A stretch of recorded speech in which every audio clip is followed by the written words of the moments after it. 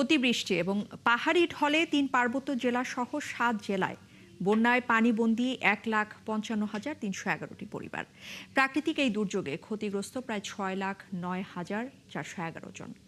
গেল ৬ দিনে পাহাড় ধস এবং পানিতে ডুবে কক্সবাজার, রাঙ্গামাটি, বান্দরবান, চট্টগ্রামে প্রাণ গেছে অন্তত ৫৪ জনের।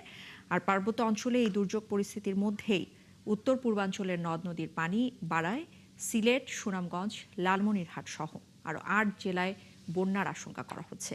প্রতিনিধিদের পাঠানো তথ্য এবং ছবিতে আরও জানাচ্ছেন মনিরা কাজুরি।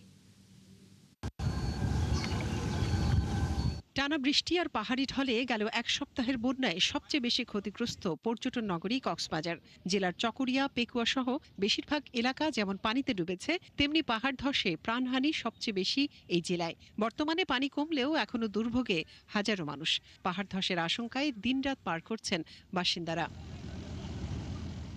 একই অবস্থা ৩ পার্বত্য জেলায়। উজান থেকে নেমে আসা পাহাড়ি ঢলে রাঙামাটি, বান্দরবান ও খাগড়াছড়িতে বন্যায় ক্ষতিগ্রস্ত হয়েছে কয়েক লাখ মানুষ।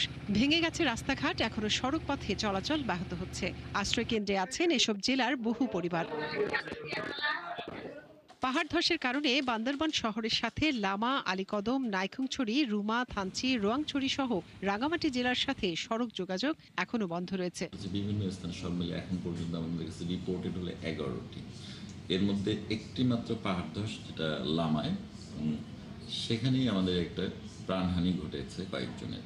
বাকি কোনোটাতে কিন্তু কোনো ধরনের প্রাণহানি বা আহত বা খুব তেমন কোনো ক্ষয়ক্ষতি হয়নি। পার্বত্য জেলাগুলোর এমন দুর্যোগ পরিস্থিতির মধ্যেই টানা বৃষ্টিতে ডুবছে আরও নতুন নতুন এলাকা। সোমবার ভোর ৬টা থেকে সকাল ৯টা পর্যন্ত মাত্র ৩ ঘন্টায় ১০৭ মিলিমিটার বৃষ্টিতে ডুবে যায় কুমিল্লা নগরী। এতে বিপাকে পড়েন এইচএসসি পরীক্ষার্থী সহ কর্মস্থলে যাওয়া মানুষ। যানবাহন না পেয়ে নৌকায় করে পরীক্ষা কেন্দ্রে পৌঁছায় পরীক্ষার্থীরা। পানিতে তলিয়ে গেছে নগরীর প্রধান সড়ক, অলিগলি সহ আবাসিক এলাকা। কোথাও হাঁটু সমান, কোথাও কোমর সমান পানি থাকায় দুর্ভোগে পড়েন বাসিন্দারা। বেশি ভোগান্তিতে মুরাদপুর এবং শহরতলির ছায়াবিতান এলাকার মানুষ। শরীর ভিজে ঢুকছি আমরা, আবার বৃষ্টিতে ভিজে ঢুকছি, তো শরীর খারাপ হয়ে থাকে, ঠান্ডা লেগে থাকে, তো পরীক্ষা দিতে কষ্ট, একটু পিছিয়ে দিলে ভালো হতো। আজকের পরীক্ষাটা পিছানো উচিত ছিল। আজকে আমাদের এই কষ্ট হয়েছে আমাদের বাচ্চাদেরকে নিয়ে আসতে।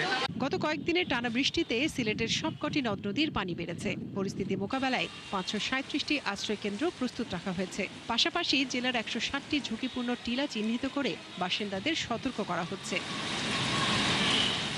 সুনামগঞ্জে সুরমা, ছাতক ও কুশিয়ারা নদীর পানি দিরাই মারকুলি পয়েন্টে বিপদসীমার উপর দিয়ে বইছে। উজানের ঢলে আবারও তলিয়ে গেছে তাহিরপুরের আনোয়ারপুর সড়ক। এতে জেলা শহরের সাথে সরাসরি সড়ক যোগাযোগ বন্ধ রয়েছে। নেত্রকোনায় উবদাখালী নদীর পানি বিপদসীমার উপর দিয়ে বইছে।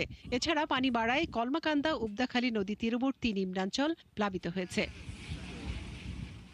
বন্যা পরিস্থিতি মোকাবেলায় দুর্গত এলাকায় ত্রাণ বিতরণ ও বিনামূল্যে চিকিৎসা সেবা কার্যক্রম অব্যাহত রেখেছে স্থানীয় প্রশাসন, সেনাবাহিনী ও বিজিবি সদস্যরা।